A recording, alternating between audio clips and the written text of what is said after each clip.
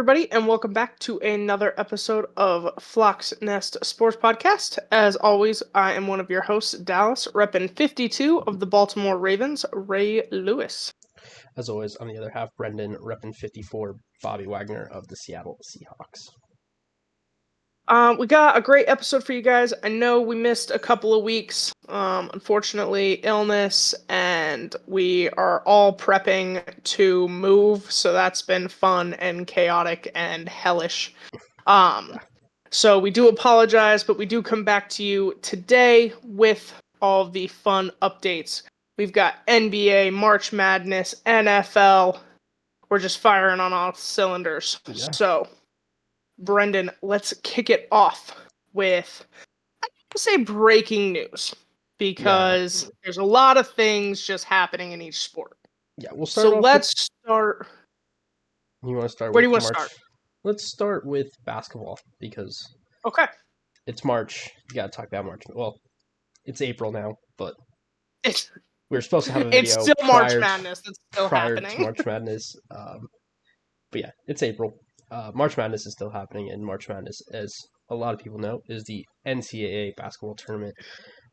It's probably the best tournament for sports. Yep. Even though this year it was kind of boring. Let's be kind of honest. It wasn't as mad as it normally is. It went the way it was supposed to. Yeah. For all intents and purposes. It went very chalk. By that, the Final Four is Duke versus Houston, and then Auburn versus Florida. So that is the four... On the men's side. On the men's side. So that is the 4 1 seeds. This is the second time that's ever happened in the history of the NCAA. The first time was back in 2008. The 4 1 seeds all made it to the Final Four, so this is only the second time that's ever happened. So, kind of fell how it was supposed to, but also 4 great teams all kind of going at it in the Final Four. Should be pretty exciting. Great basketball. Duke is my pick to go all the way. I had them at the very beginning, so we'll kind of see what happens there. But should be great. Last couple games of basketball for the NCAA. And then on the women's side, Texas versus South Carolina, and then UConn versus UCLA is their Final Four. I don't know what their seedings are, but I know South Carolina is a 1 seed. And another really solid collection of teams. Should be pretty fun on that side. I think UConn is also the 1 seed. Yes. That sounds right.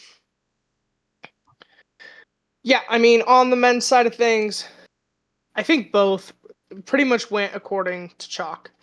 I believe it'll be Duke Auburn and final. I am picking Duke.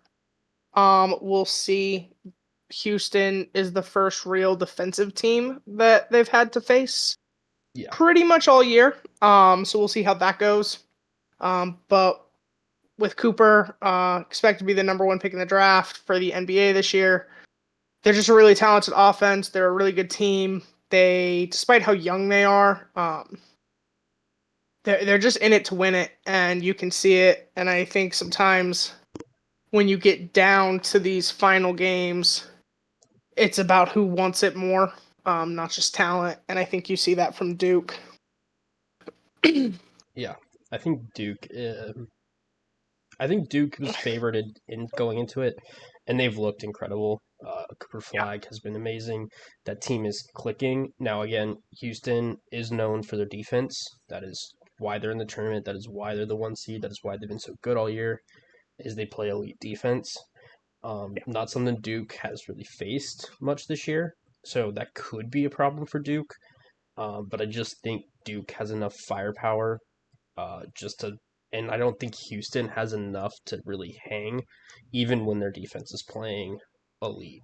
So we'll see what happens there, but I do think Duke. And then on the Florida-Auburn side, I'm taking Florida. I think Auburn's just been kind of stumbling and has played really sloppy basketball in stretches this year. And I think in those stretches, if Florida can take advantage, which I think they will, Florida will build enough to where Florida will be able to kind of take that one just because Auburn will play sloppy for maybe a 5 minute stretch because it's That's been fair. how it's kind of going, and that's what happened in the 4 games leading up to March Madness when they lost 3 of the 4. So that's kind of where I'm leaning is Florida, but Auburn's another great team, so I wouldn't be surprised if Auburn kind of figures it out and plays a really solid game all through. Well, you heard it here first, folks. Brendan has Florida, and I have Auburn, but we both have Duke, so we Yeah. will see what the fuck happens. It could just be Houston Um, Auburn or Houston yeah. Florida, you know. As for the women's side, I've got South Carolina and UConn, with UConn Interesting. to win the whole thing. Another one, Paige, probably the number one pick in the WNBA draft. Yeah. Paige, probably the number one pick in the WNBA draft. UConn is always a great women's basketball team. They're showing that again this year.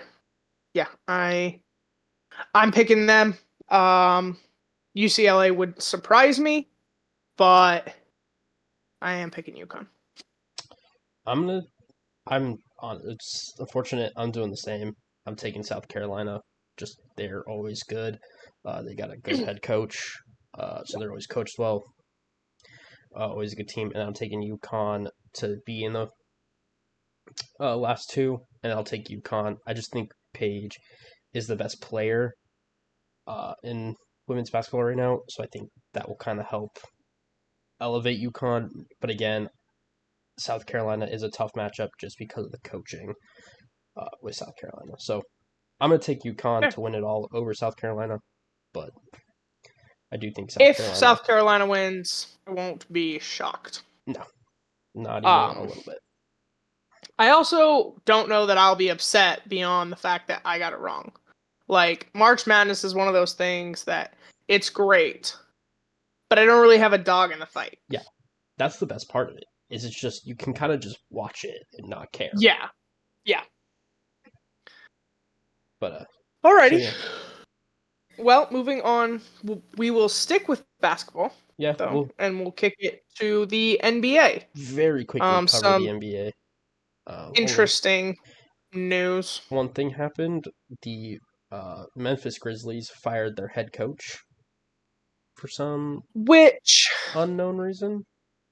Full disclosure, no one is talking about why. Yeah. Like, of all the sports shows I listen to, of all the podcasts, everything, they all just say it happened, and it's really weird, and then no one's talking about why. I don't think anyone knows the why. That's the problem. They're in the playoffs. Yeah, they're in a playoff They've fight. been playing well. I don't know what the fuck happened. They're 44-32. They're in the West. Like, the West is a bloodbath, but they're they're 8th in the West, tied for 5th. Like, there are 4 teams tied for 5th in the Western Conference at 44 wins. So you're 44 wins, tied for 5th. Only 3 games behind 4th or 3rd, because they're like the same. So, not sure why it happened, because like it just doesn't make a ton of sense. Like, you're a good team, you're playing well. I see no reason that happened, and I just don't understand. Is really the moral of the story. Playoff team. And I looked it up. I looked it up on like live. It's all very vague. It's like the front office and the locker room has lost faith in him. Okay. And I'm like, sure. That's fair. You can do like. But I don't. Basketball's different. Don't get me wrong. But most coaches don't just lose a locker room in a day. Or in even a couple of weeks or a month. Like. Yeah, it takes time. Like it's Yeah, very vague. It's very sketchy. It feels sketchy. I get that. I do. I I don't don't know on understand whose part, but it feels sketchy. because I don't know why. Like, I just don't. I don't get it. Yeah. There's not, There's and I not. feel like there's not a clear example or reason You would do that. that, yeah, I'm just confused. And I don't think it's a good idea to fire a head coach like going into the playoffs. Like, good luck with that. Especially because, like, we've seen it. A low seed can make a run. It's not Yeah, impossible. like, The Heat did depending it. on seeding, The, teams don't always play well. People the, get hurt. Shit happens. the Heat went to the NBA championships as an 8 seed. Like, Yeah. Like, I don't know. it could I happen. don't know. Just doesn't make a ton of sense for the Grizzlies, but you know what? They can do what And they want. we're at a point where, like, now basketball is interesting, Yeah. right? But all anybody wants to talk about is the Lakers and the Warriors. Oh, yeah. And I'm like, I don't care. Like, I think that game tonight will be interesting Yeah. because they play tonight. But, like, on the grand scheme, Doesn't matter I that don't much. care. I think the real I, problem, and I'm a Nuggets fan, so I'll say this, and you'll yeah, say I'm bi. But like we're talking you're about the okay. Lakers and the We're honest. Warriors, but Nikola Jokic just dropped 61 points in a triple double. That Yeah, is the most points in a triple double. Period. I think it's They did crazy. lose, Yeah, well, but you also what the were fuck's his name? Jamal Murray didn't play. Russell Westbrook committed a foul. Porter didn't That play. guy, Westbrook, the That yeah, fucking that was missed the bad. layup and then fouled the 3-point shot. Like, what the fuck, bro? It's a bad, rough minute or two for him. And then you tried to fight a fan afterwards. Like, bro, calm down. You're the one that fucked it up. Yeah, just you know, And then I just want to be clear that chain of events is why Joker is like, I just want to go home and be with my horses. it is This is, plays I double think it's, overtime yeah. just to He's posted a phenomenal game. He told the coach, I don't want to come out. Like, I'm good. I've got energy. Let me yeah stay. Posts up like a career, like an NBA all time best game. And plays. some jagoff ruins it in like 30 seconds or less.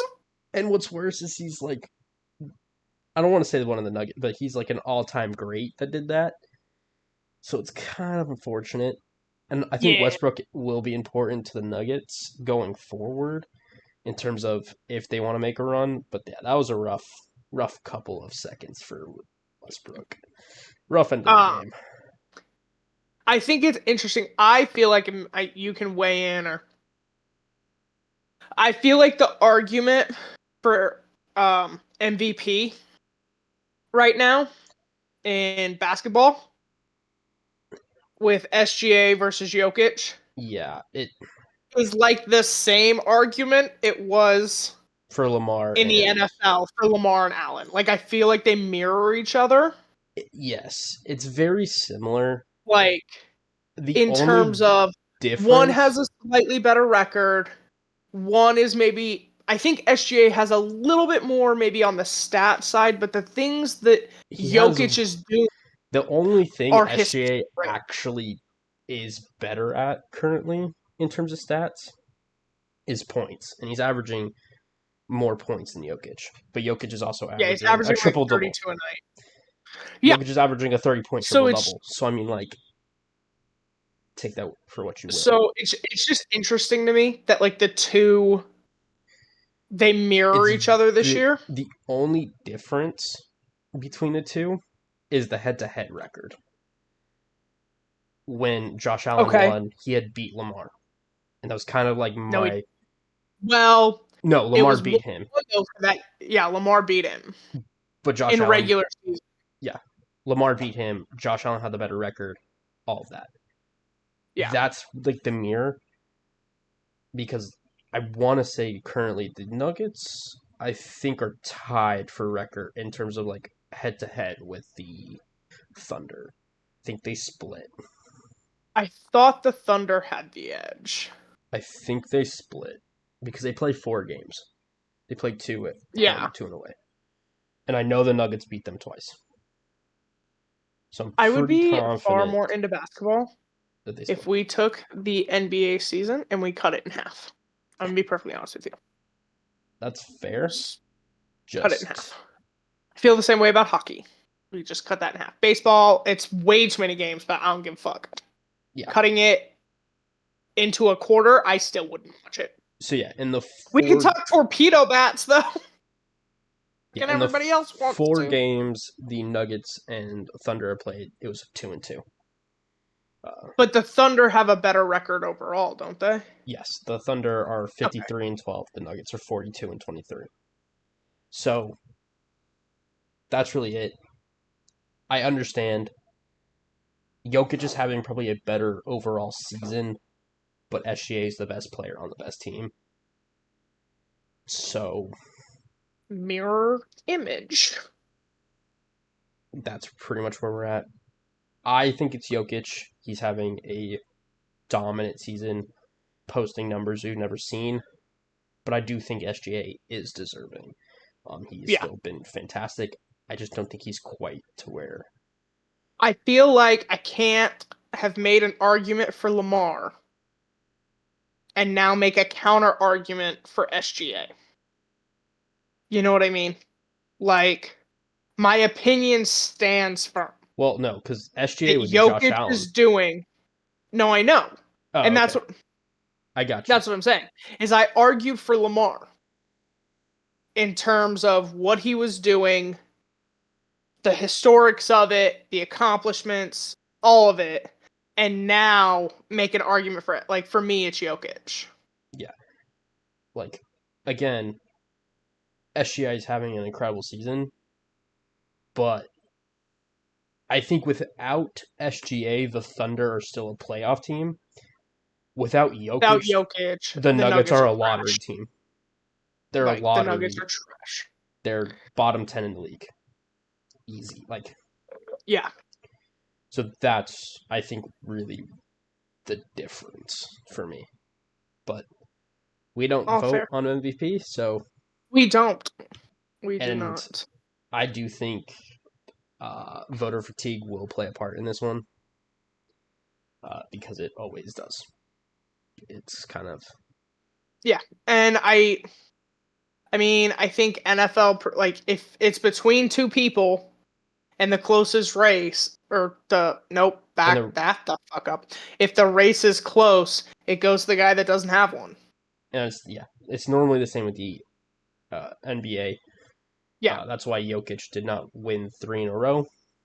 Is because they gave it to Embiid instead. But Jokic has won 3 of the last 4, so I highly doubt they will give Yeah. him another It in will that probably scenario. be SGA. And there's nothing wrong with that. Again, he's completely Um, deserving. He's having a phenomenal but season. The Warriors are not the Thunder are on a just different level compared to any team yeah, right now. That like he is deserving, but if I had to pick one, I'd pick Jokic. absolutely. And then I kind of made a comment about it, but really we don't care about the MLB, so we will not talk torpedo bats. I don't give a fuck. It's interesting, but Cool. It meets the rules. It meets the standards. It works for some people. Some people suck with it. Let's move on with our lives. yeah.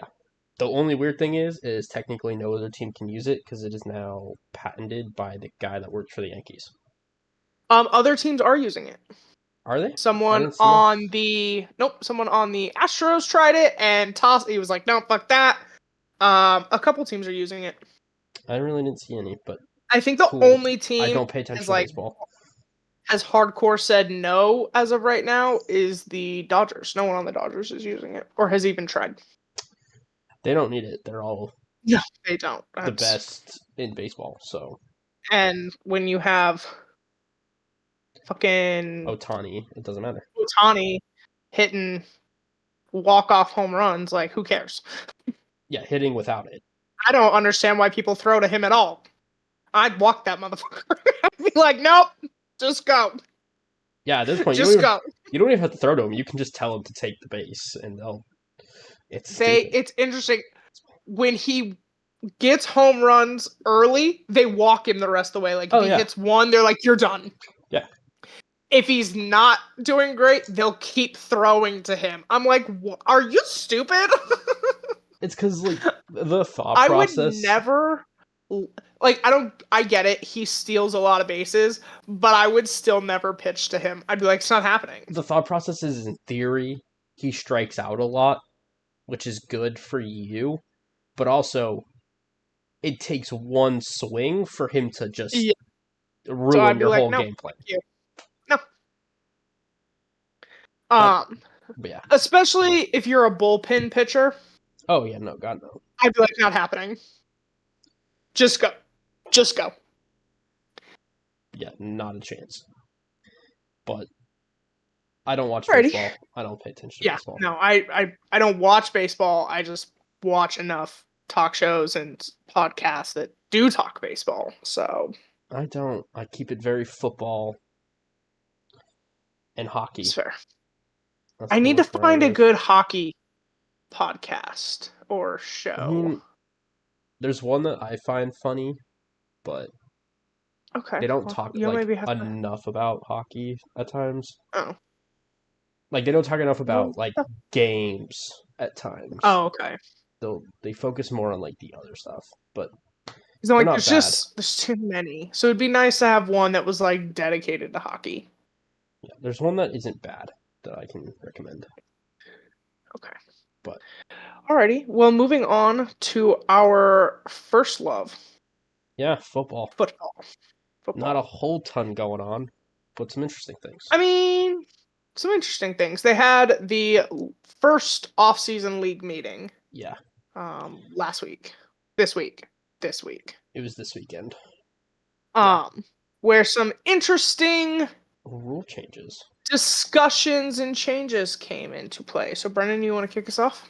Yeah. So I think the first one, the major one, was the rule to change overtime in the regular season. All it's doing is taking the playoff overtime, bringing it to the regular season, and now pretty much it just means throughout the whole year, both teams get to possess the ball no matter what. I think this is perfectly fine as a choice. Like, I think both teams should be able to possess it, but now it's just the same. Regular season, playoffs, both teams get a chance no matter what. Yeah. So I think it'll be interesting for teams like the Ravens are a great example. Harbaugh, if the clock is down to the wire and the option is go for the tie and go to overtime, or take the 2-point conversion and win, he always picks the 2-point. I think you'll so notice I'll be intrigued more to see how teams coaches change. I think you'll notice more teams decide to go into overtime, knowing that they might get another.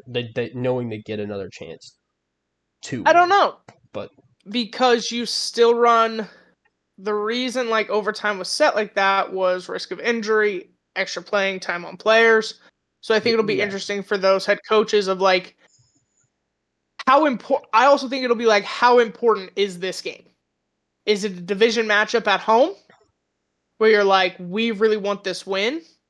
Or is it you have Carolina at home, on the road, yeah, or at home? No, we don't want to lose that team, but also fuck it. Yeah. Let's just go home. So watch the tape, drink ourselves to sleep because we're depressed, and then get back to work tomorrow. Yeah. So I just think it'll be interesting to see how teams react to that now. Absolutely. Then the other kind of major one is they are officially bringing in that new kickoff rule. So that was on a 1-year trial basis last year. It is now officially being instated to be full-time, but they are making one minor change.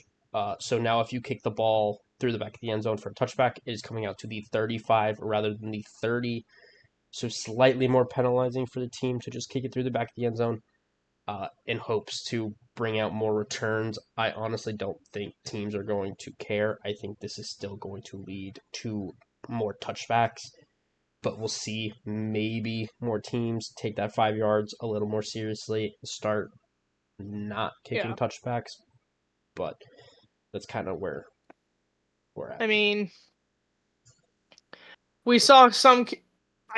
I felt like watching throughout the season, the majority of teams base their decision on either that team's returner, yeah, or your team's defense. Like the Ravens, for instance, are like, get past the 40-yard line, we dare you. You know what I mean? The Eagles defense is like, I don't give a fuck. Yeah. Bring it. The Bengals defense was like, we could kick the ball into the landing zone and y'all push that. You know what I mean? Like, so I don't know that that's going to change anything. Like, I think it will still depend on the returner and the defense. That's my. I just don't think the 5 yards is going to matter enough to teams to. I think if you move it back to the 40, then yeah, I think teams will then start. I think, yeah, then you make a change. But the 30, I just don't think the 5 yard difference is enough. But we'll see. Obviously, things can change. Like teams can make changes, so we'll just see. But overall, I do think the new kickoff rule is good. Like does work and is better. They saw a decrease in concussions, an increase in returns. They accomplished what they wanted to. Like even if returns don't increase as much, I think the decrease in concussions and injuries on kickoffs, I think that will make it worth it no matter what. Just being able to have the best players out, like it, I think it works. But yeah, agreed. And then one final thing, kind of coming out, point, which this it's just weird. I don't know. They're gonna do it until something happens. I've heard every argument. This is stupid. Go ahead, and then I'll give my the last opinion. Point right now is they have tabled the tush push to ban it. They are going to table it, resume discussions at a later date. That has not been confirmed yet, but they are considering it. Is when they're trying. Okay. Yeah. But they are considering banning it, but they're going to go through further discussions, further deliberation, further arguments. I'm of the opinion of, at this point, I think it's fine. I think it's an actual play. I don't care if you can, like, if you can't stop it, that's too bad. But I'm also like, teams are coming with these arguments of it's dangerous, it's unsafe. Just say you don't like it, and you would probably actually succeed in getting it banned. For the say you don't like it because you don't like because it doesn't look like football, because it's not football. You have more success that way. But I think overall, I don't think it'll get banned. I think it's fine. I just don't care. Yeah. Look, the 2, 3. We'll call it 3. Fuck it. I'll make 3 points. The 3 major arguments against it are injury concerns. 1, no data to back that up. None whatsoever. So that's null and void. Like, don't come at me about what could potentially be an injury someday, sometime. Yeah, like when that happens, it will be a bummer. Like I can remember one off the top of my head, and Mahomes tried to run a QB sneak and dislocated his knee during it, and that's why he doesn't anymore. Well, here's my thing, because that's the only one I can remember. That's why it's been tabled.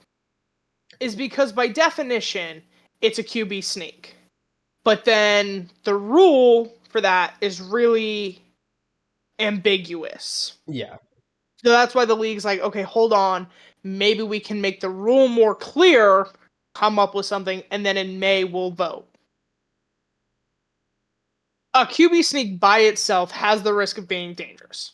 The tush push brotherly shove, whatever the fuck you want to call it, has no data of it's been dangerous. So that's one. Any more Two, dangerous than a standard QB sneak? then a standard, yeah. Two, it's boring to watch. Yes, it is. Yes, it is. But so is watching Josh Allen jump over the left side of his O-line 4 times in a row. Right? Like, so is handing a ball to a running back that gets 3 steps over and over again. Like, sometimes in sports, there are boring moments. Get over it. Yeah, Like, this is part of a sport where grown men, large men, are hitting each other very hard, repeatedly. Most players compare it to a car wreck over and over again. If they take 2 minutes for it to look boring, that's what it is. Third, final point, it's not a football play, it's more of a rugby scrum. That is a little hard to argue with. Like, I get it. But every QB sneak, right? Yeah. Tailors to its quarterback and its O-line's capability. The Chiefs' O-line and capability is to not have a QB sneak. Like, Mahomes can pick up a couple yards, he can throw the ball really well. It's not worth the injury. They don't do it. They The have tight ends Ravens do it. have Mark Andrews do it because he is bigger than Lamar. He is stronger than Lamar. So he does it. And it's like Lamar hides behind the pocket. Sounds good. The Eagles have a quarterback that can leg press 600 plus pounds. We've seen the videos. That is his benefit. So this is what works for them. Stop it or don't. Yeah. I think banning it is extreme. I think it's bitch behavior. That's where I'm. Like, I just don't care if you ban it. Like, if you don't like the play, you don't like the play. But at least, like you said, let's be honest about it. Like, just say what you want to say. Like, yeah, be like, we're the Packers and we're in the NFC, and we are concerned that we can't beat the Eagles, so we want to ban this play. Yeah. Just say that. Like, the play is too good. Just say like, it. And I'm going to be honest. If you just say that, I think you have more success. I think you Well, and here's the thing. There have been teams that have stopped it. There have, like, either figure out a way to stop it, or, yeah, just be honest. Because then I do think you would have people back you if you're just, like, honest. This is why. But so, yeah, we'll see what happens in May. If they just make a rule change to the QB sneak, if they ban what they do. I don't know. I think the only way that you make it is that you just don't allow anybody to push the quarterback from behind. Is how you write that rule. Because that used to be a thing where, like, you couldn't push a player into the end zone, right? But then it was now you can. Now it's hard to tell if you're pushing or pulling, and now you can't pull. Like, you can't technically yank somebody, but we'll see what they decide to do. But I think you've also, like, I don't know. I've seen 100 linemen drag quarterbacks into the be like, here you go, or running backs, like, wide receivers, just keep coming, little buddy. Yeah. So we'll see what they do with the rule. I don't really care at this point. Just decide one way or the other. Like, I'm tired of hearing about it. Like, that's me. Because we've been talking about this for 2 years. So I kind of just want them to make a decision, and that's just the final decision. Whether you ban it or keep it, that's the final decision, and then we don't talk about it again. That's kind of what I want. Or, you know what else is a good option? Have a good enough defense that they never get into the position to use it. Or stop it. Too. Or just stop like, there's a couple options out there. Just figure it out. Alrighty. Well, news outside of the league meeting. I know we had one piece. Yeah. Seahawks fans will know what's going on. Geno Smith finally signs his extension with the Raiders, and it is a hefty one. It is a 2-year, $85.5 million extension with 66.5 guaranteed. That is, I want to say 42.5 a year. It might be 42.75. It's close. It was what, 85.5? Yeah. 42.75. Damn, that's close. So yeah, almost $43 million a year. So good for Geno. Congrats on getting your huge contract. Seahawks fans might be a little salty because that is exactly what we offered him at the beginning of the offseason, and he said no to. But he wanted out. He got his trade. He can go play with Pete Carroll. Yeah. All's well that ends well. I think the Raiders are getting a solid quarterback for a solid price. With this contract, he's only like the 17th highest paid quarterback in the league per year. So pretty much right where he's at in the middle of the pack, top middle. So you're paying, in my opinion, a top 15 quarterback, less than top 15 money. That's pretty good, especially with the quarterback market and where some quarterbacks get paid. You know, it is what it is. Way more than they're worth. And he lives in Vegas now, and there are no taxes. So yeah, congrats to him. Congrats to the Raiders on getting your quarterback situation figured out. I think this kind of just works out all ways. I think this works out for Seattle, getting that third round pick, getting a quarterback $12 million cheaper, and then for the Raiders, getting your quarterback solution and getting a solid quarterback. I think it kind of just works out for everybody involved, and I think Geno gets paid and gets a great contract. So all is well that ends well. As a Seahawk fan, I just don't think it matters anymore. We have Sam Darnold. I think it's better to rally behind him than worry about what Geno's doing. Yeah, true. So true. Fair point. Fair point. Oh my god. So yeah, all's well there. Geno Smith gets a good contract. Cool. Well, I think both of our teams had some news and had some stuff, some signings. Yeah. Obviously, talked at the meetings this weekend, so let's dive into that. Yeah, you want to start with Ravens? Oh, yeah. So, for starters, the main piece of news is Coach John Harbaugh got a 3-year contract extension. Was pretty confident that was happening after Monken got his. It's weird to not extend your head coach if you extend his offensive coordinator. It's weird.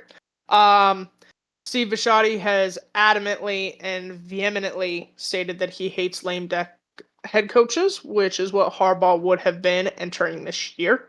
Head coaching contracts are weird because we don't know a ton about them.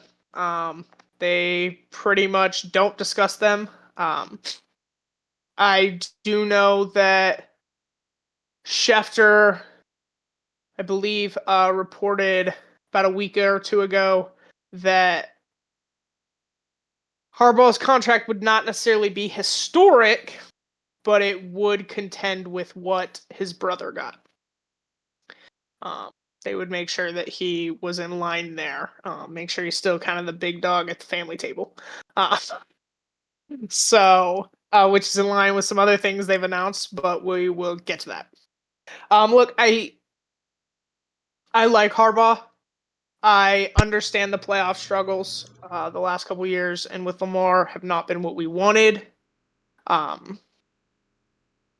It's hard for me to rag on some head coaches, but view Harbaugh differently. I do think it's different.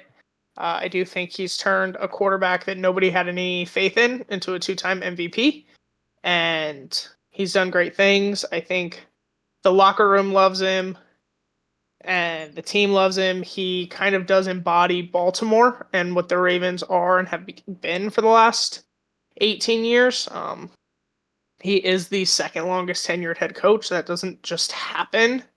Um, I'm glad he's sticking around. I do think if there is not a Super Bowl appearance in those 3 years, there's a real chance his tenure comes to an end. Bisciotti did an interview, and he very much believes the Super Bowl window with Lamar is open. But as quarterbacks age, it closes. And it's hard to be a Ravens fan and look at the team and look at all the firepower on both sides of the ball and keep letting them flame out in the playoffs. So I do think something has to happen in these next couple seasons for him to survive those 3 years and potentially see a contract after. Obviously, Harbaugh did an interview afterwards and during week meetings. Some of the main talking points were Lamar Jackson. Josh Allen got his new contract, which was really great and really exciting. I'm not entirely sure if it's because we saw them so much head to head this year, but everyone in the media then immediately went, well, what about Lamar? The team is actually trying to get a new deal done with Lamar. And Harbaugh indicated they intend to make him the highest paid quarterback in the NFL. I kind of can't help but wonder if they're waiting to see if Purdy's gets done and where that number falls at, if 60 will do it or if they need to go above. I'm not sure that Lamar insists on being the highest paid. I think it's something the Ravens want to do for him, given how their last contract negotiation went. I think the main reason for this, it's not so much to give him a pay increase, but by redoing his deal now, it opens up a lot of cap space. They can restructure it in a way that with Mark Andrews needing done, all those 1-year deals I've talked about on here. Kyle Hamilton is coming up. That is going to be a massive contract. To get Lamar restructured now opens up the window for them to maybe put in some void years, do whatever else, as they see these numbers coming down. It's actually pretty funny. Marlon Humphrey tweeted out like 2 weeks ago, I think, 3 weeks ago, after Myles Garrett got paid, he said when Kyle Hamilton gets $40+ million a year, he's going to be in charge of covering his guy and my guy. So everyone knows that that's a big contract that's coming. Yeah. I think Roquan's going to be up in a year or so. They want to extend Henry. Yeah. So. And giving extensions early is always better, especially at the quarterback position, where that shit goes up every Yeah. year. Yeah. So if you give Lamar if we can kind of cap it let's now say at you like give him a 60, 61. Let's say you give him yeah. 61. You give him Then in 2 61 years, in 2 years when CJ Stroud gets paid, yeah. And that's and he another could be big one. making like 70. I think they really want would to avoid CJ Stroud's contract. And right now, his contract doesn't end, but he enters the final year of it. The first year CJ Stroud becomes eligible. Yeah. And so that's why I think they want to get it done this season. So good news coming out of Baltimore there. Other good news. It was a little weird. I get it. The rumors are still flying. I will throw shit. I swear to God. I will come on this podcast and throw shit. But Harbaugh did say he very much believes that Mark Andrews will be a member of the Baltimore Ravens this coming year. I believe that to be true. I think that's a big kind of, I don't want to say ticket item. Tight ends really are not that expensive. I know people think that Travis Kelce makes a lot of money. He does. It's not from the Chiefs. And I speaking of Like Um, the Cardinals just set the highest paid tight end, and it's not even over 20. So yeah. Mark's last contract at the time made him the highest paid tight end, and he was at, I believe, 15 or 16. It's yeah, really not that high. So I do think getting Lamar's done helps this. I understand right now with cap space and people being pissed off about the playoffs, that we want to scream trademark Andrews. I'll throw shit. so for So there's reference, that. the highest paid tight end is Trey McBride, who just got paid today, and he's making $19 million per year. So there's that. Um, but he did say he has every expectation that Mark will be on the Ravens next year. Um, and then the final piece of news, pretty much expected this. The Ravens have 12 draft picks going into this draft. That's a lot. That's almost too fucking many. I'm gonna be real. 12 drafted rookies on a roster is a Too lot. much. They do currently intend to use one of those picks for a kicker. Whether because how the investigation may turn out, or simply Tucker's age and some of the things we saw last year, but they do currently intend to probably pick up a new kicker. They were going to pick up a kicker regardless, but they're definitely Yeah, picking up a new now kicker now. they're definitely doing it, and now, I mean, with 12 draft picks, like, what do you even fucking do there? Like, you Yeah, might as well draft one because you have them in access. like obviously, I do think the Ravens won't use all 12. I think they'll find ways to No, trade, God, no. probably trade into next I year, trade up.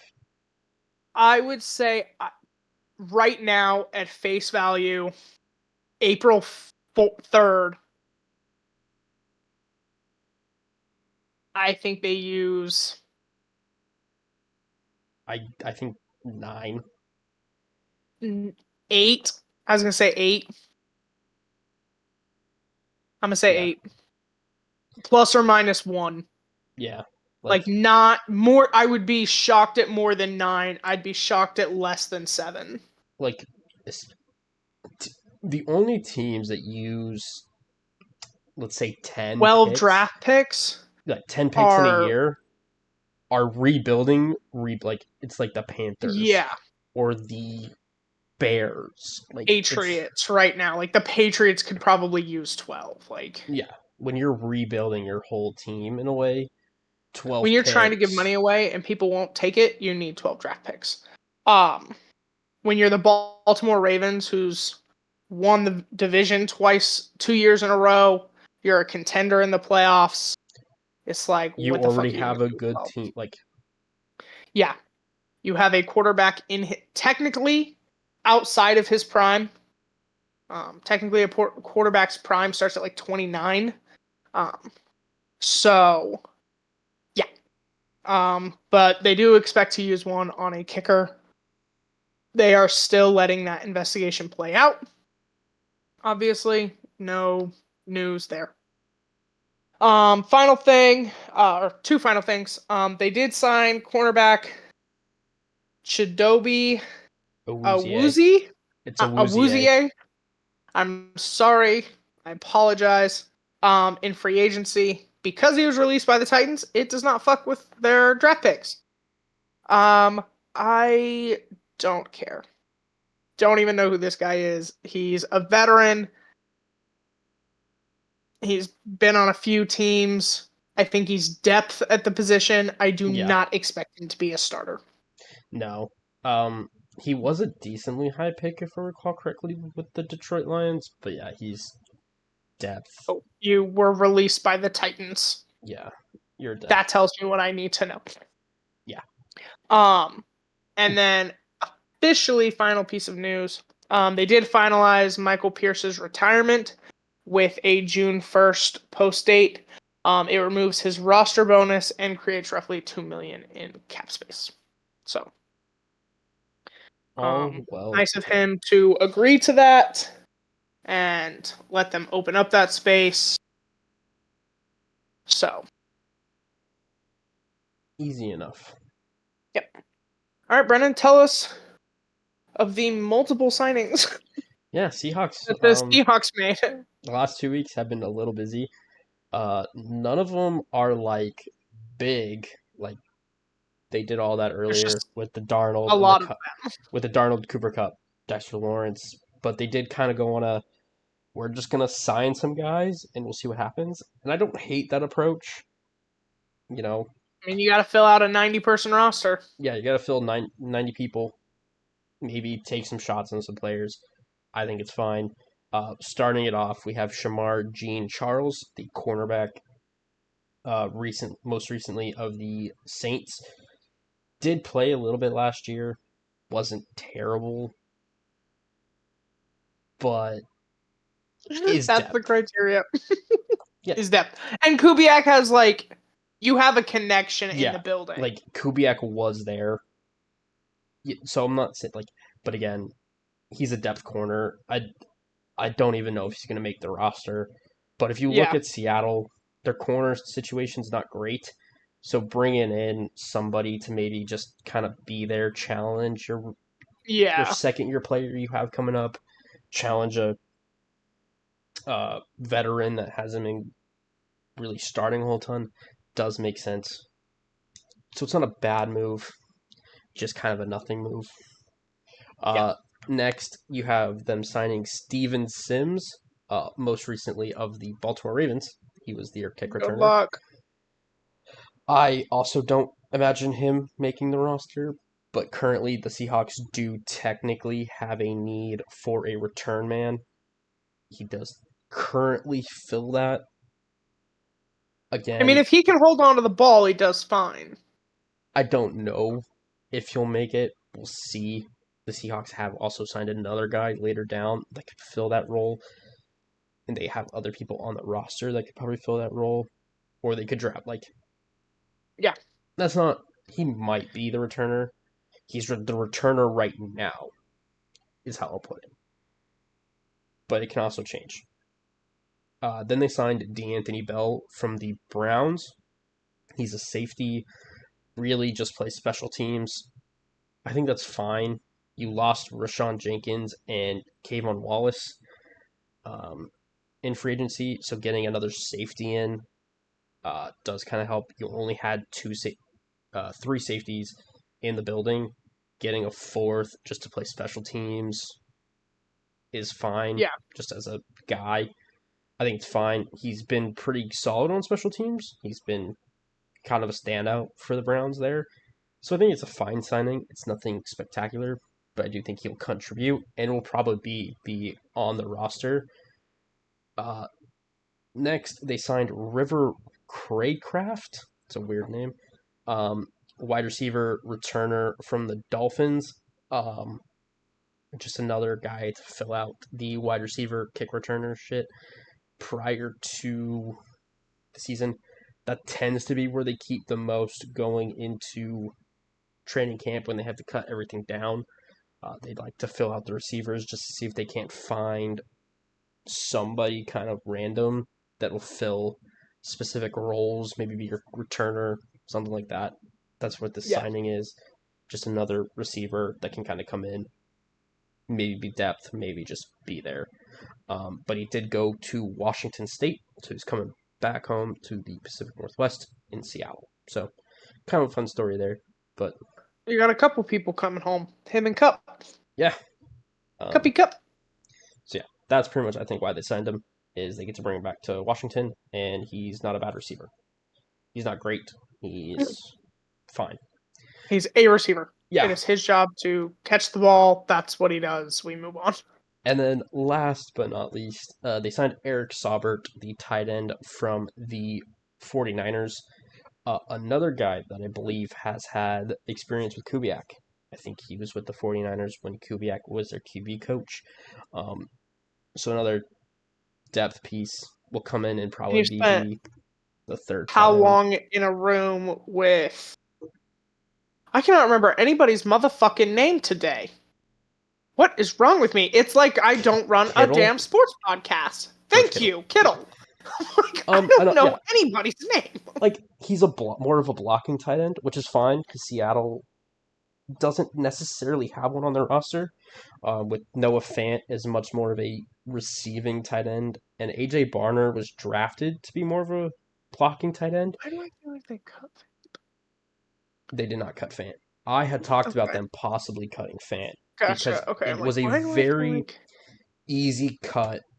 Cutting Noah Fant, well, okay, they did cut a Fant. They cut George Fant. I do remember that. Okay, there it is. But I also talked about them maybe cutting Noah Fant because he opened up like $8 million in cap, so it would have Sure. been an easy. But I do think Kubiak came in and decided I want him, so He likes having a receiving tight end. he likes his tight ends. That's also why I think he brought in Saubert, much more of a blocking threat, someone that can just kind of fill in his role in the system. So I think that's fine. Another depth piece isn't going to stop you from doing anything at the tight end position. Just a guy that can come in, maybe play some fullback. You can kind of just use around and has familiarity with Kubiak in the scheme. So that's all the signings um, so far for the Seahawks. I don't know if they'll make another one prior to free agency. We'll see. Obviously, a lot of people are freaking out because they have not signed an offensive lineman. It's fine, guys. Just it's fine. The offensive line isn't great still. Okay, I'm gonna be perfect, but I think the biggest upgrade they made was changing the coaching staff. Yeah.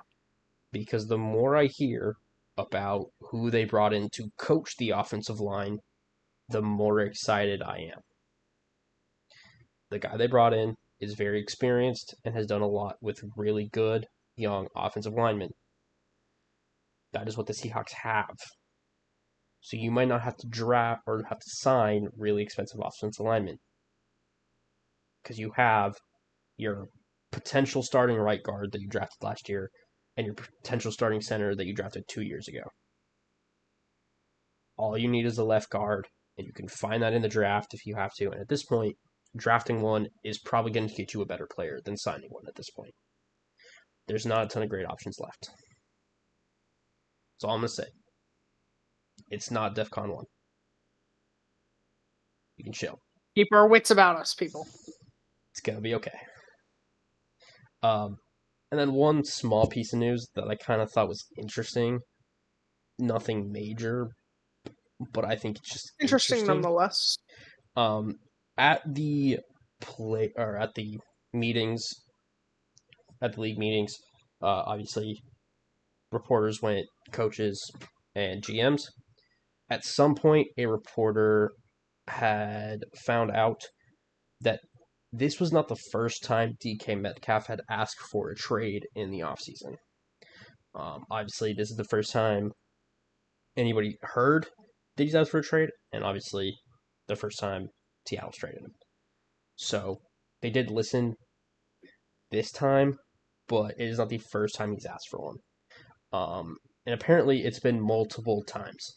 My assumption is he asked for one when Russell Wilson was released. He did have a great connection with Wilson.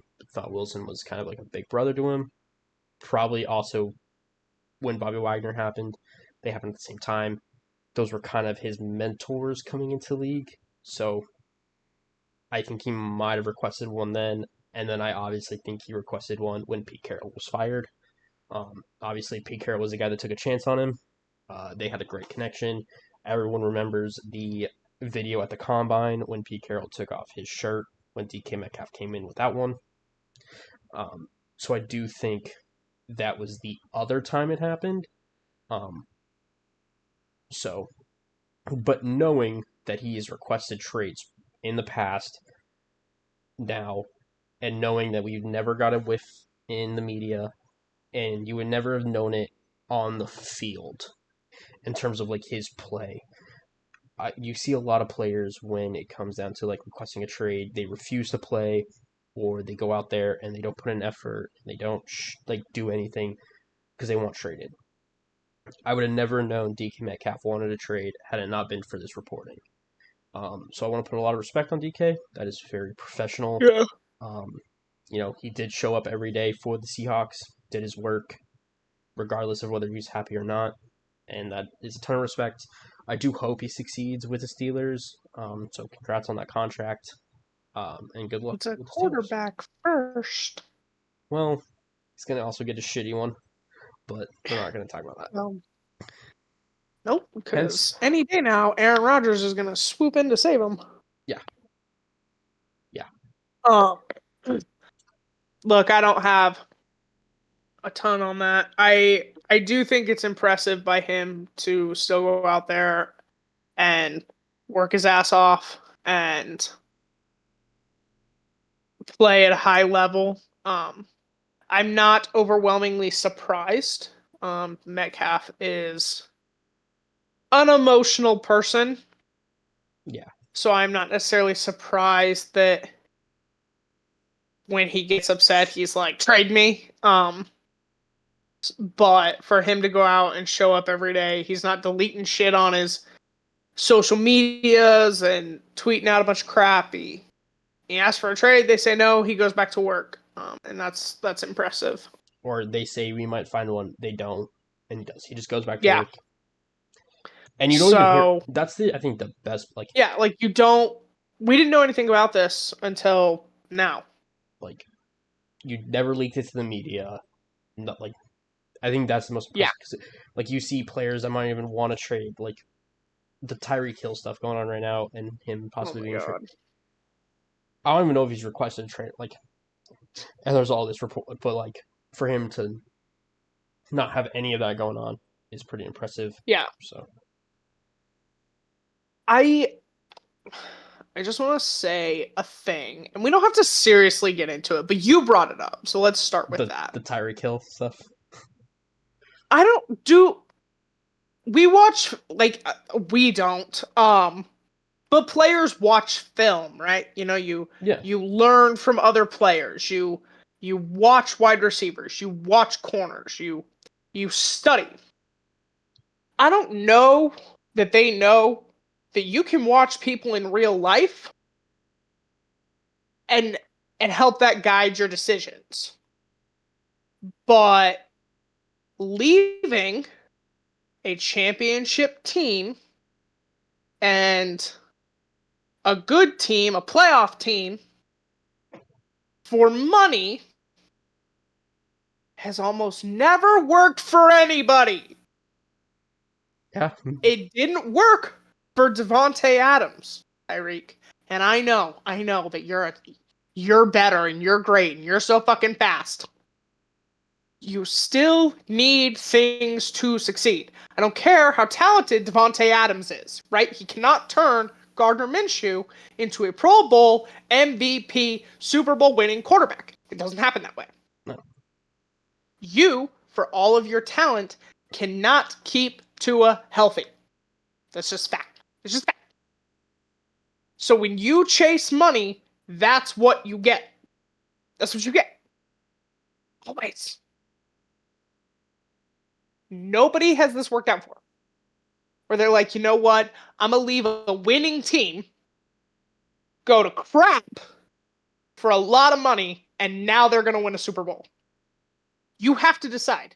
I understand that as a wide receiver, it's hard, right? Because every player, every position, your legacy is based on different things, right? Whether it's yak, yards, catches, touchdowns, whatever.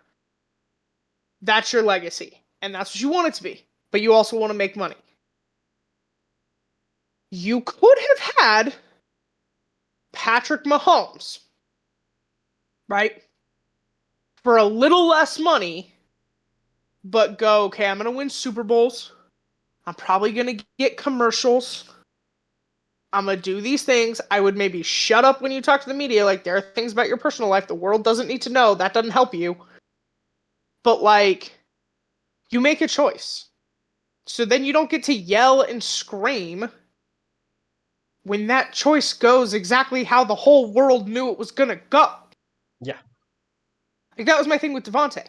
Like, I'm sorry that the Raiders are not a good team. But you knew that. Yeah, I'm sorry that the Jets are not a good team. You knew that going in. Now, I respect that for, I think, the genuine first time in Devontae's career, he picked career success. Like, you went to Sean McVay and Matt Stafford. You went, this is a team I can win with. This is a team I'll be productive in. This is a team I'm going to show the whole world I'm not old. I can do what Derrick Henry did, but at the running back position, suck it. Yeah. I respect that. But you chase money, you get money. If you chase rings, and there's a reason. you get rings. There's a reason teams can pay you a lot of money. Yeah, like when like the Chiefs didn't go no for no reason. So I just get over it, bro. You made a call. Either tell them to trade you or shut up. Yeah, I don't get it, but you know. But I just feel that like everybody right now, like I'm just thinking about the nature of the NFL right now, with the cap going up so much and the salaries going up so much. Like we talked about Myles Garrett. Everybody has price. Like, I want to win, and I want to win now, and I'm talented enough to get a championship. You are right. Fight for yourself. And then he was like, actually, there's a number. That's a choice you made. So in a year, I don't want to hear you yell, I demand a trade. We're supposed to win. Bro, you knew. You know. You don't know what this team is. Yeah, you have no quarterback. You think Kenny Pickett's the answer? It's not. Like, but now you don't get to, in a year, yell and scream and slam your hands on the table, I want to trade. You had an out. You had an option. You picked money. That's fine. I'm not criticizing that move at all. I have no problems with that. But then that's the choice you make. Like, I would bet you money that if Lamar's new contract, if they go, hey, look, we can give you $80 million a year, but then we have to cut Mark, we have to cut Flowers, we have to cut Roquan, we have to cut Hamilton, he'd be like, no. Like, give me 25 a year, and let's just go win a ring. Like, you make a choice. That's why Brady won. Micah Parsons has to make a choice. And that's sketchy shit. I don't think you're going to be at that point. That's what I think. I don't know, man. I don't know. Well, your owner and your agent are having this hissy fit in the media. It's weird as fuck. Yeah, it's the Cowboys. It's the Cowboys' way. You know this was good. You know this is how it's going to happen. This is so stupid. I don't even know his name. Bitch, yes, you do. I know his name. Yes, you do. Everybody knows his name. It's all right. Just shut up, Jerry. I heard a great thing. Someone was like, if he's being serious and he doesn't know his name, it's time to take Jerry Jones' car keys. It's time to take the team away. That's what it is. It's time to take the team away. Like, damn. But you're right. I'm like, if you don't know his name, you should take the team away. You can't be you can't be trusted. Yeah, like I don't know who needs to make that. I don't know who needs to make that decision that you are no longer fit to lead, to run an NFL team. But that's crazy. That's like a crazy thing to say. Has to step in. One of your children has to step in. I don't know, but so yeah, it just annoys the shit out of me. It's like one of my biggest pet peeves. In football especially, like, I'm all for leaving a team to go get paid. Go get your money. If you're worth it, if you've earned it, but then go get your money. Don't throw a hissy fit then you don't get losing. Yeah, like when the team isn't good. Like the team paid you an outrageous amount of money to try and be good. And as great as wide receivers are, you need other things to win. No, like, okay, if you get paid a shit ton of money by the Chiefs and then they trade Mahomes, sure. I'd be pissed. I'd sit there and go, okay, you could ask for a trade now because you took a shit ton of money and you also want to play with Mahomes. That's fair.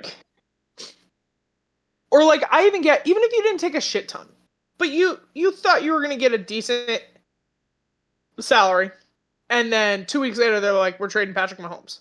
As Tyreek Hill, I'd slam my hands on the table. I'd be like, are you fucking with me? No. This place is cold. It's fucking Missouri. It's no. Taylor Swift is not enough to keep me here, motherfucker. Like, yeah.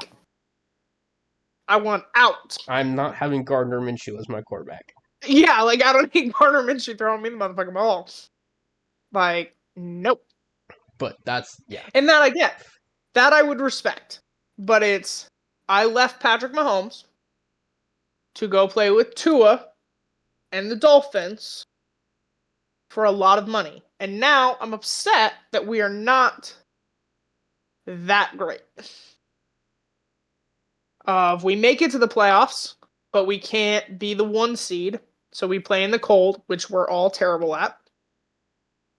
And we either get blown out or we don't even make it to the playoffs. It's the Dolphins. It's their last great quarterback was Dan Marino. I don't know what you want here. I don't know. And he lost the Super Bowl, so I don't know. Not to undermine his career, but like that's basically. But he's known as the best quarterback to not win the Super Bowl. To not have a Super Bowl. So.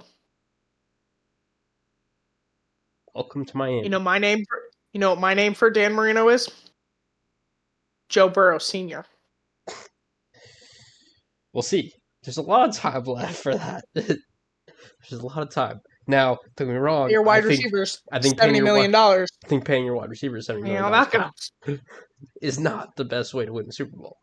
But I know we've gotten a little off track here. Did you see their post-paycheck press conference? No. So I would have said something, not as T. Higgins. I get that. As the reporter, though, I might have said something.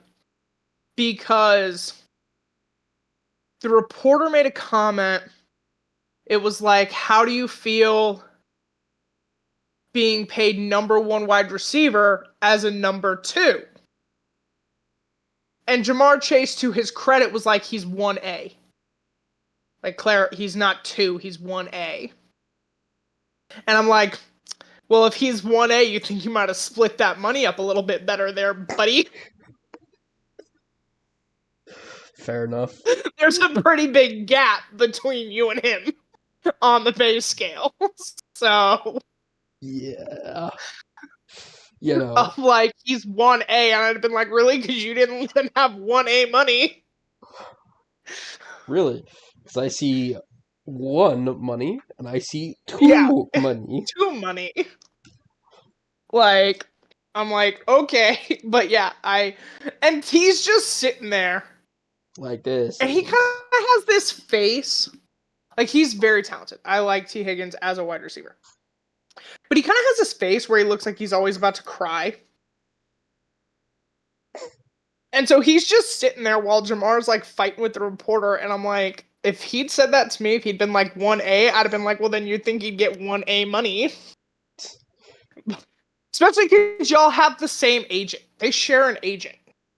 Yeah. So Jamar could have called that agent and been like, get us both done.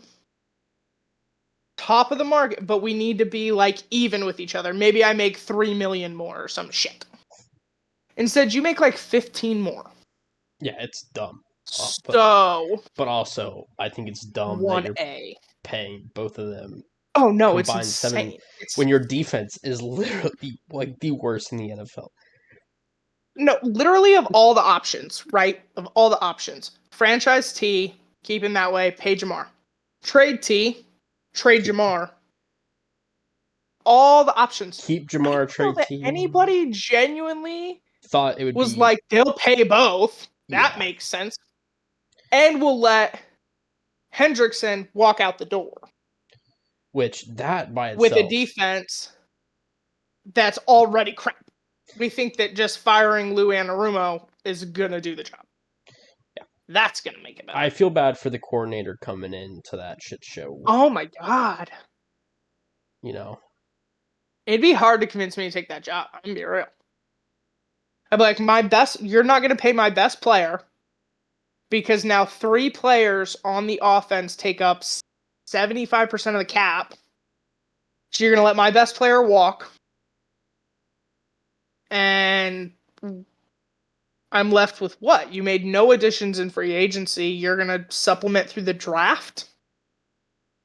In this draft class? No, thank you. I don't get it, but you know, I don't have to get it. It's the Bengals. I don't care. So yeah, I mean, look, good luck, I guess. Yeah, Ravens. 3. Repeat. Um, Unless the Steelers magically get better. Yeah, I believe that. I believe that with Aaron You know what? Rodgers and that Really? O-line. I think the Browns have a chance. I think the Browns. Kenny Pickett at the helm. Or the big rumor right now is Kirk Cousins.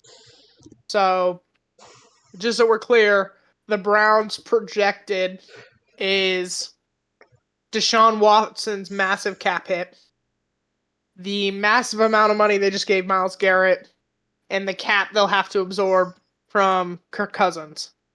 So. Well, Ravens fans think they should trade Mark Andrews. I'll throw shit, swear to God. Anyway, we've gotten off track a little bit. No. We did get off track. That's okay. Getting back on track, we are still doing our kind of evaluation, summary, discussion, pick a fucking word, of every team in the NFL. We are still in the NFC North. No, and we're in the NFC. We're starting the NFC East. Yeah, because we missed last week, we are going to do 2 teams this week with the Philadelphia Eagles and the Washington Commanders. The Commies. So we'll start with the Eagles because they, won the Super Bowl. Yes, they did. Don't know what that means, but whatever. It's fine. So yeah, Eagles. Haven't had the best offseason ever, but you also just won the Super Bowl. Yeah. So who that really happens. Cares? They have lost a lot of people. Darius Slay, Milton Williams, who was huge in their win in the Super Bowl. 2 of the bigger ones they've lost. There are others, but those are the 2 main, big ones. Currently, they are sitting at $23 million, $23.7 million in cap space. So plenty of space to still maybe make some depth pieces signings. They do have plenty of their draft picks. So they are set there, and they're a team I trust to draft incredibly well. Their GM has been doing it forever. So I'm not worried about them drafting or them finding draft talent. So I think overall they should be good there. Some interesting free agent signings they've made. They haven't done a ton. They brought in Azeez Ojulari, a pass rusher. Nothing great there. Another tight end. Someone I haven't really ever heard of. Kylan Granson. And someone I've really heard of. They brought in Adoree Jackson, who's a decent corner, but not someone I really expect to really replace Darius Slay. Harrison Bryant, another tight end, not a bad one, not a good one. They did bring in AJ Dillon to kind of be that 1-2 punch with Saquon, not a bad signing there. And then I think their big one was keeping Zach Bond with the team. Obviously had a breakout year. Was incredible all year. Was incredible in the Super Bowl. So no surprises there. But I think really that's their main free agent signing so far.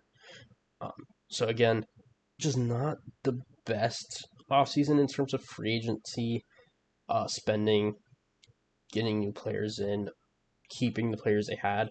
But at the end of the day, like they did what they could. Obviously, winning the Super Bowl, you're going to see some turnover. We see it every year. That's what makes what KC was able to do impressive. But overall, I do think they've done well. And then I think the last piece is Brandon Graham, a long time Eagle, did retire, and that's really like the Yeah. last thing they lost. I did forget to mention him, but overall, I do think they're still built really well. And then again, with Howie Roseman as their GM, they draft incredibly well every year. So I'm not worried about them really taking a step back because I think no matter what, they'll draft the right person that'll Yeah. probably contribute. So I have no problem with what they've done so far. So just in terms of that, like Howie is probably top three GMs in the league.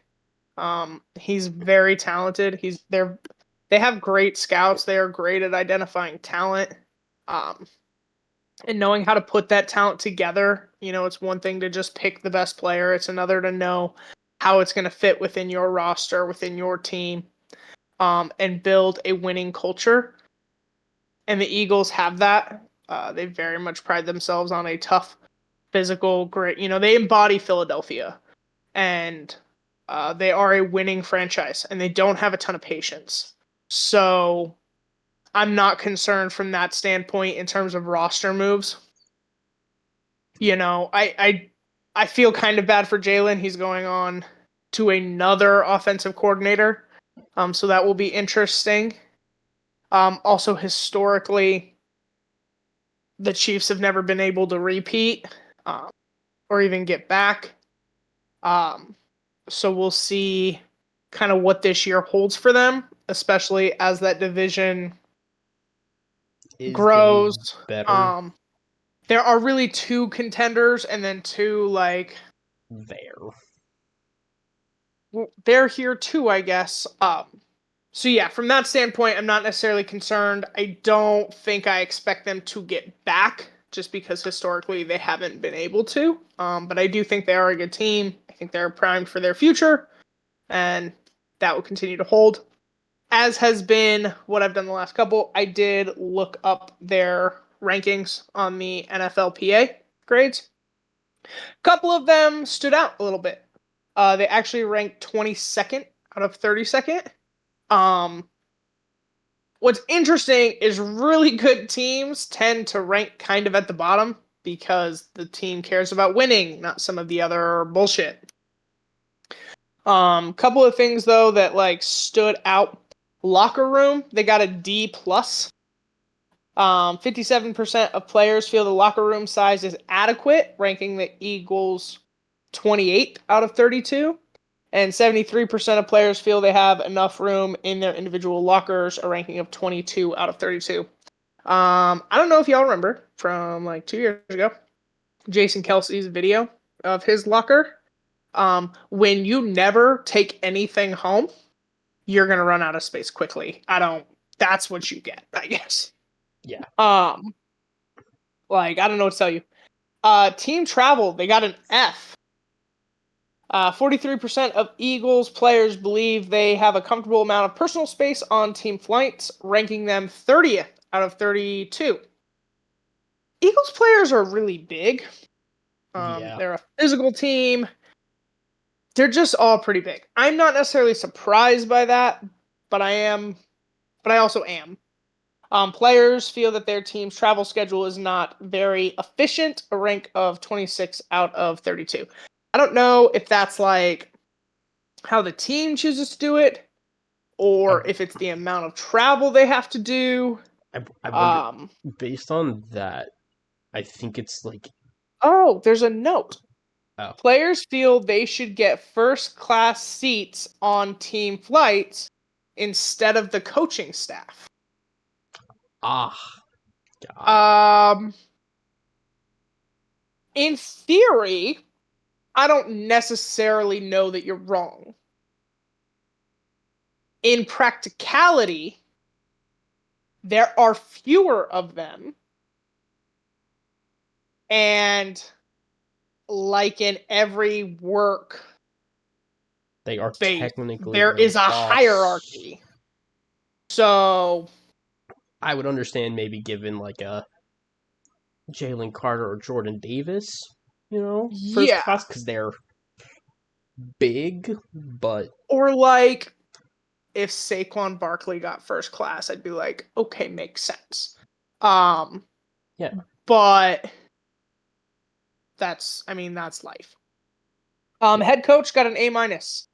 93% of Eagles players feel their head coach Nick Sirianni is efficient with their time, a rank of 19 out of 32. Players feel that Sirianni is moderately receptive to locker room feedback, giving him 18 out of 32.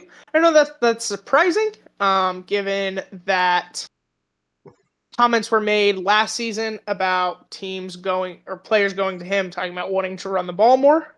Um, and then that's what they did. That is what they And did. I think it says more about Jalen Hurts, but whatever. Um,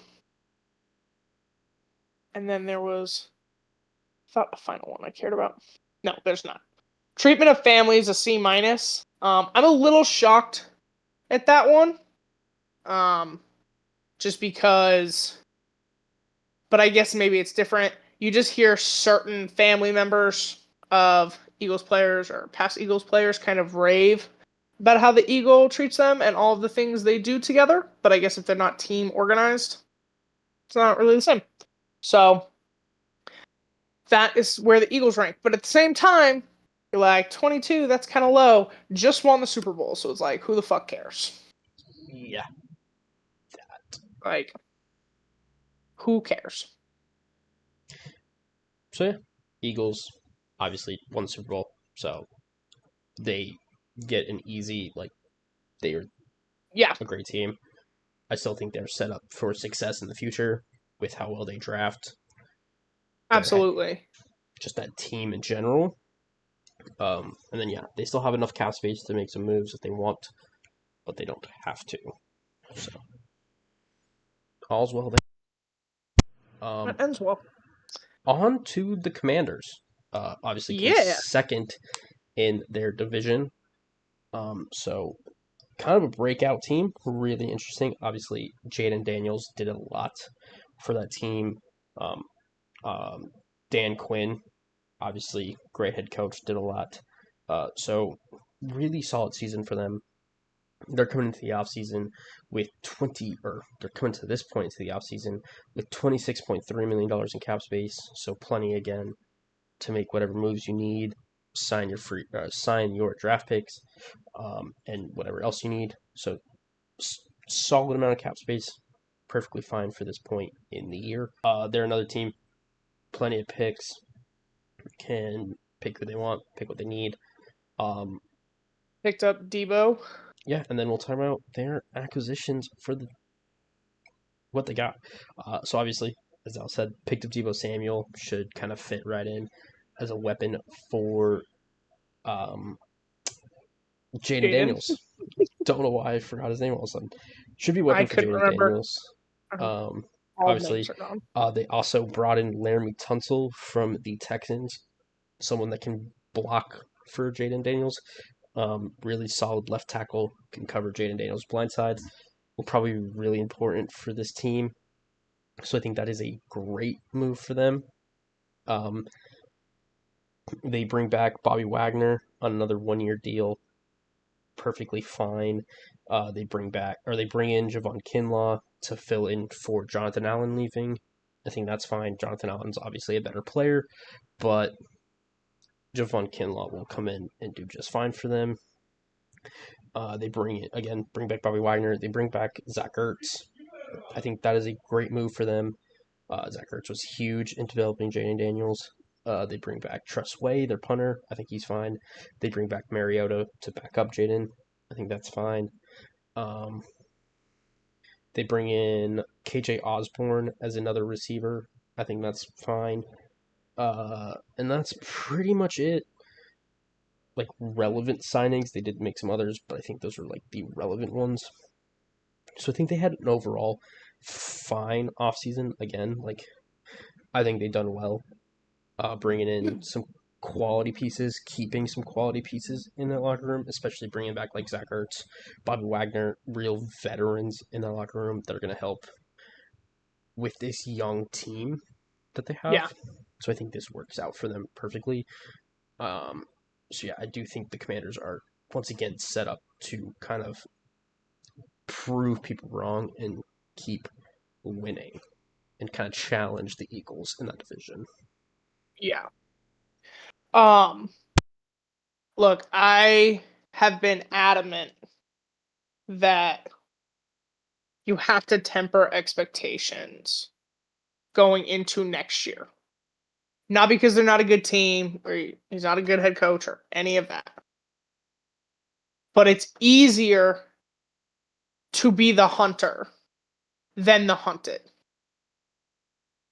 I know the term sophomore slump is really popular. That is more about how teams respond to a new quarterback than the quarterback itself. I think the Commanders have done amazing things. I think Jaden Daniels is very talented. I think the addition of Debo not only gives him another weapon, but it also just allows McLaurin to get a little bit more open. Um, he's not drawing now all of the coverage like we saw later in the season. But a lot of talent there. A lot of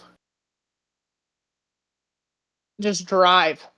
And I was very impressed. I didn't think it would happen that fast. I had questions about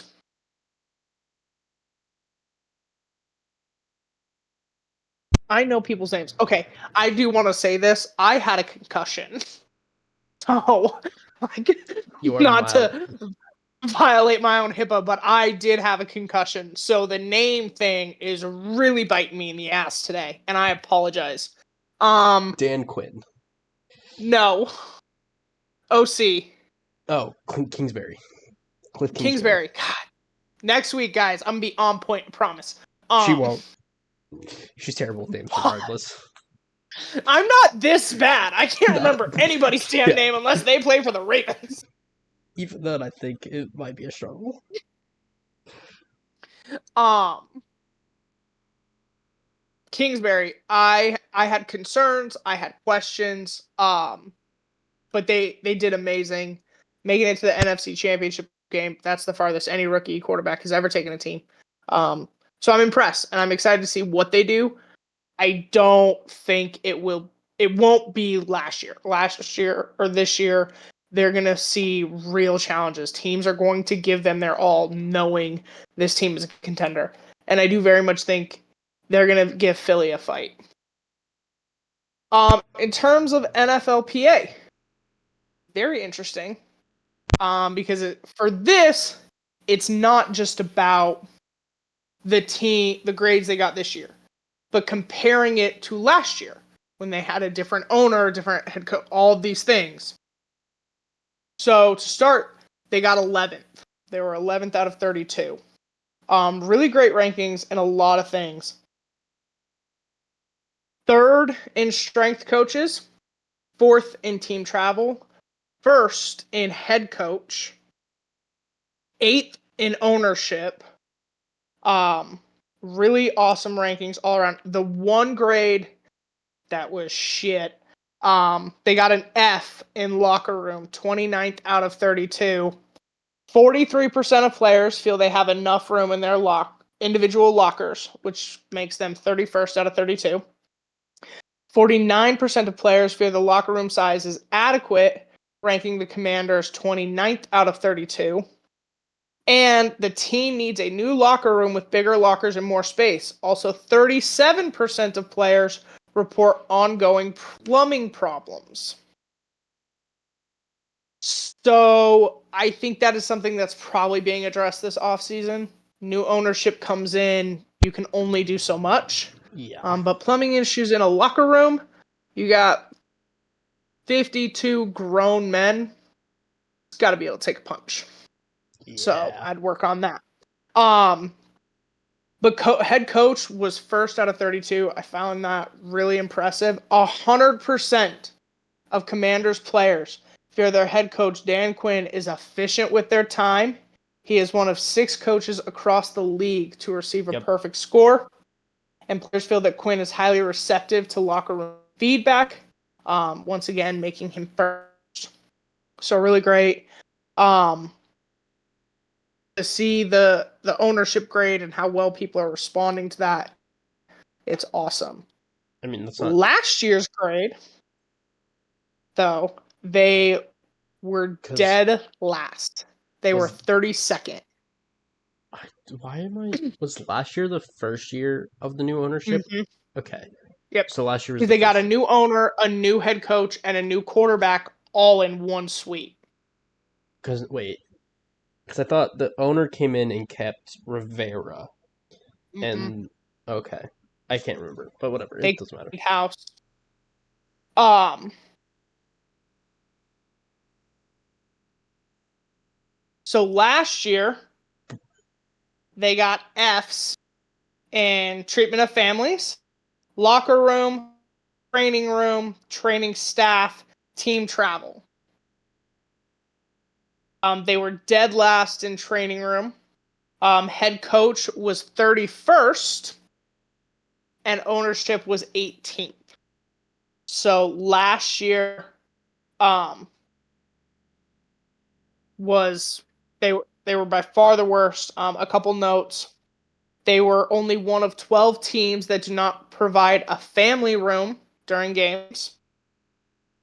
They are one of 7 teams that provide no daycare support. One of 4 teams that do not offer family room or daycare.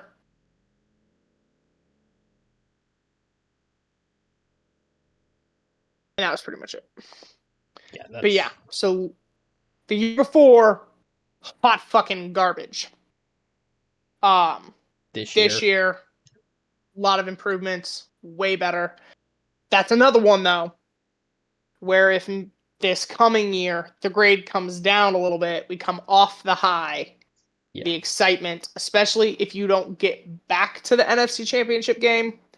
I expect that grade to drop a little bit. It's kind of natural, but I mean, this team has done amazing things. So think about where they were 2 years ago as a team, as an organization, yeah. pretty much a laughing stock. The turnarounds To have now been be what they are is impressive. pretty incredible. So, So fair enough to the Commanders. That is a turnaround and a half yeah, I mean, based on grades. that But shit. it's interesting because like the NFL is like one of few sports that I feel like you can genuinely change an organization with like 1 or 2 players. But to think about everything this team needed and everything it had going against them. You and I talked, we weren't doing the podcast yet, but I was very critical of Rivera and the way he talked about players, the way he presented himself in the media, the glaring mistakes we made to see what they've become is impressive. I would love a better name, logo, and color scheme. But But as I am not a Commanders fan, I don't care enough. yeah. And that's harder to do, and I get that. So If I had bought the team though, I'd have done change that. yes. I don't And I know.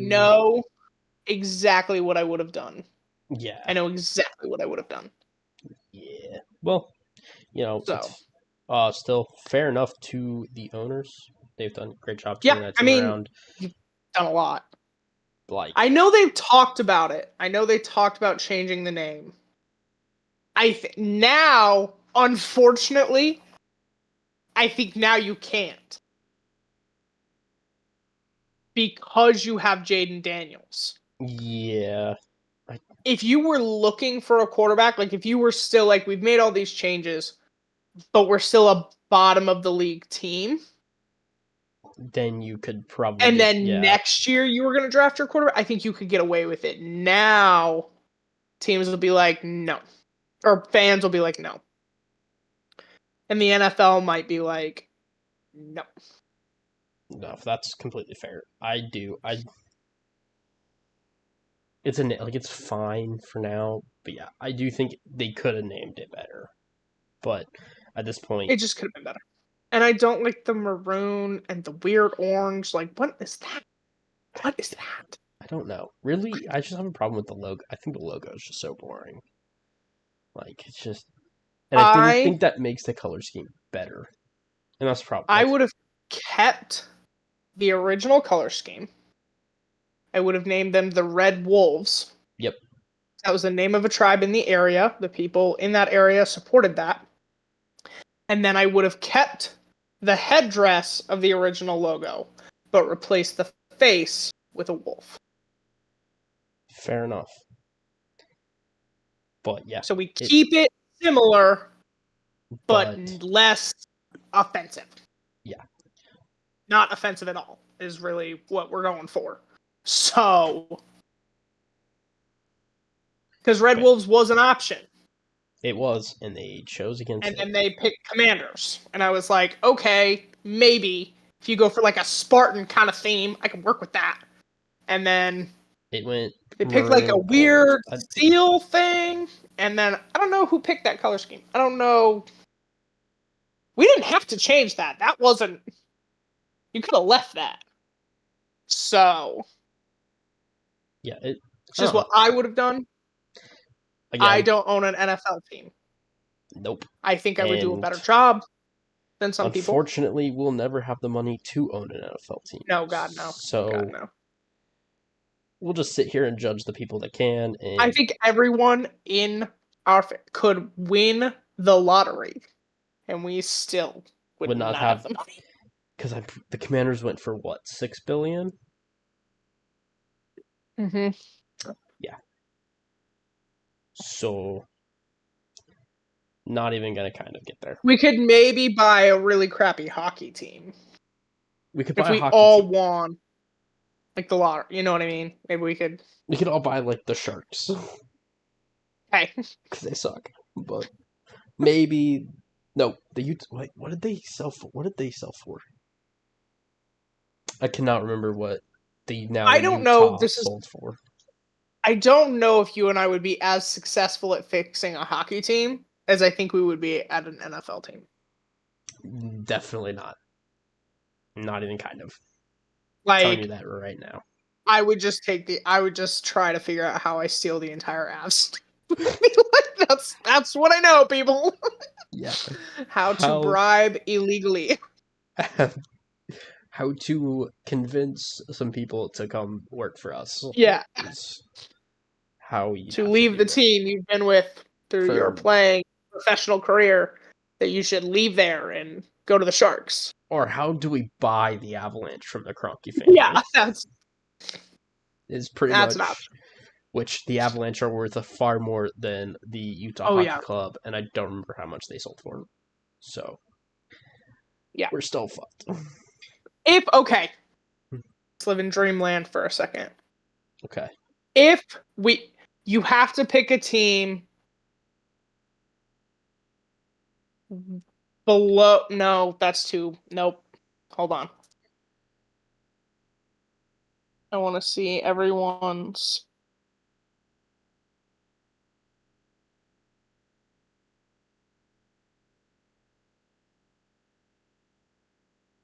Okay, you have to pick a team that had 5 or fewer wins last year. That if you could, we could buy it, and we're going to fix it. So that list is... I was like, give me the list, because I'm not going to be able Carolina, Chicago, New Orleans, Jets, Jacksonville, Vegas, New England, Cleveland, Giants, and Tennessee. Shit. I think I would buy Carolina.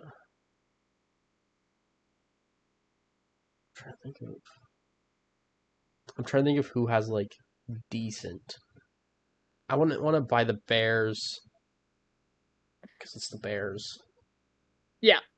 I wouldn't want to buy the Jets because they're always dysfunctional. But maybe it's just because their owner sucks. But like being in New York market, neither New York team sounds very fun to me. Being in that market would suck. The Saints are a shit show, so no. They have too many fucking cap problems. And that's not an owner's problem. No. I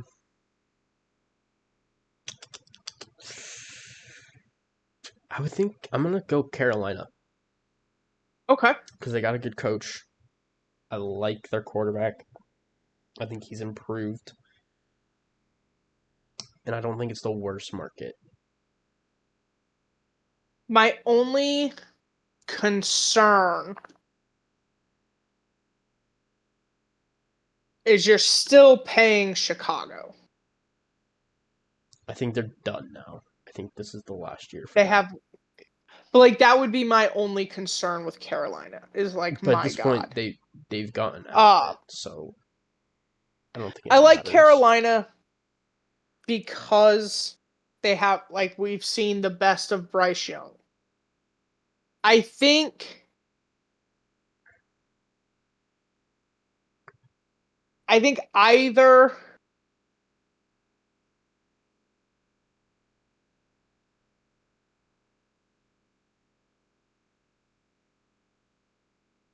Carolina or the Giants would be my pick.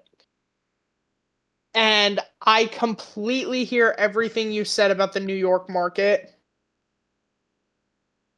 I think if, like, that's kind of my benefit, is if we can genuinely fix it, there's so much potential there. I'm not sure. Like, I think we saw Carolina's ceiling Yeah. with not like as success, like, but in terms of popularity under Cam Newton. Yeah. And I think the Giants have they have a higher ceiling in that regard. Yeah. I don't know. I'm sticking with my Carolina. That's fair. We're not buying a team. No, we're not. And I can assure you, if that chance comes, this is not how we'll decide that. no. And also, just for reference, the most recent hockey team to be sold was the Utah Hockey Club, and they sold for $1.2 billion. So not them either. Yeah.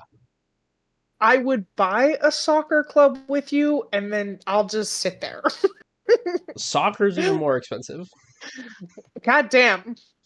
Okay. Like, indoor lacrosse. The issue that we could probably pull off. That we could do. That might be possible. I'm like, soccer, you're talking oil money. And I'm not talking American oil money. I'm talking Saudi Arabian oil money. That or oil money. Alrighty. I'm talking Middle East oil money. That's how expensive that is? To own a team in like Europe in that area, yeah. That's crazy. You're talking maybe 300. You're talking a lot. You're talking hundreds of billions. That's crazy. Okay. It's okay. So indoor lacrosse, or maybe a WNBA. Yeah, we could swing that. I think winning the lottery a couple times. Yeah, we need to win it a few times. Once is not enough. But you know. And then I know some people that are gonna be real pissed that we want to pool all that money to buy a sports team. I don't know. It's not the worst investment. It's profitable. Sometimes. Yeah, it's not the worst investment on the planet. So yeah, we'll just. All right. I was gonna make a joke, but I think it would just be It'd be unfortunate. Buying a sports team Okay. would be better than buying at a donut shop. That's fucked up. That's why I said that. I was like, I have a joke. It would just be a little. Mine costs way less money. It does, Way less. but it is probably less profitable currently, That's fair. and That's more fair. of a bitch to run. So, because That's fair. as an People owner, clamor at the chance to fucking work for a sports team. yeah, it's I hire a GM. The GM does most of it, unless I'm Jerry That's fair. Jones, and I would not be Jerry Jones. No, God, no. I'm hiring. That's back. We've come full circle. That's back to the you can watch people in real life and make decisions based off how that's worked out for them. Yeah, I'm not Jerry Jones. I would not be a Jerry Jones owner. I would, okay, at my age, right? I would maybe spend time with the GM to learn, Sure. but not to take his job. Like, no, I would be like a Like, okay. I'd 'Cause be I like an know, intern. I'd be like, treat me like I just want to learn or like how you do these things. And I might have an opinion on. I mean, I can assure you, Saquon Barkley would not have walked out my motherfucking building. Yeah, and that's like, sure, I would not have given Deshaun Watson any money, let alone $230 million fully guaranteed. yeah, that's yes. So I would not be in the day to day, but like you would come to me and we're like, we want to do this. I'd be like, think again. Absolutely not. That's not happening. Like, absolutely not. We Like, for the want most to. part, I'll sit there We and just want. be like, I just want to learn. I want to see things. We want to trade 2 first-round picks and then sign Deshaun Watson to a fully guaranteed contract. I'm like the guy that you don't know if he's going to play or be in jail next year. That guy? That's the I'm guy? like, I don't know. I'd be looking No. at the calendar going, "Did you come into my office on April 1st? Is this some I'd joke?" fire somebody. I'm be real. I think if they had come to me and been like, this is what I want to do, I'd been like, you no longer work here. Like, I would first be like, you no longer work here. are you being serious? Am I missing Like, something? No, like, all is this a right. joke? Yeah, I'd be like, you don't work here anymore. Because that's a whole lot of stupid. The Yeah. owner did come out during the committee The weekend. meetings. And said that was him. Like that was his decision. That was what he wanted to do. And I'm like, that's why owners should stay the fuck out of it. Like again, give your I input, but like, damn. Here's my thing. I get to a credit. Everyone thought talent-wise and what he did with the Texans, that would go differently. But There were still things that would have been a no. yeah. But you know, And at minimum, okay, forget the bullshit. Forget the lawsuit. Hasn't played football in 2 years. Right. Hasn't. No idea what kind of training he's done. I haven't seen you work out. You are not breaking some quarterback contract market. Like, you haven't played football. It'd be like Colin Kaepernick getting $55 million tomorrow. I'd be like, what the fuck? yeah, I don't get Hasn't it. played football in years. What are we talking about? What are we talking about? Well, you know, You put him on the roster, you see what happens. Okay, fine. you sign him to a But 1-year league minimum. yeah, like, Okay. if this goes well, we will give you a real contract. But I need to know that you can still play quarterback at an elite level or a high level. Even a competent level would have been better. Yeah. So, and then yeah, you'd be like, I don't want to sign Saquon Barkley. I'd have been like, I'm not so sure you work here anymore. So let's maybe reevaluate that. Yeah. Let's rethink that one. I'm gonna be honest. The minute I saw the contract in Philly, I'm firing the GM. Yeah. I I want to give Daniel Jones this kind of money. And I've been like, you don't work here anymore. Because I want you to fully think of things before you say them. Because I will think fired. And I will say it. And I will do it. And I will get someone else with less stupid ideas in here. Been like, do you want to pay Daniel Jones a shit ton of money so then we have to lose Saquon Barkley?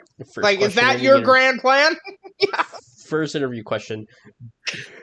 What will you do? Sign Daniel Jones or sign Saquon? If you pick Daniel Jones, you can just go. There's no second question. There's the door. I have no follow-ups. We have no follow-ups. We'll contact you if we... Yeah, we'll call you. Bye. So... yeah, we've definitely gone on some tangents on this one. It's been a day. It's been a day. That's okay. We haven't done a podcast in a minute. Having some fun. We haven't actually talked in a minute. I haven't talked to you in a bit.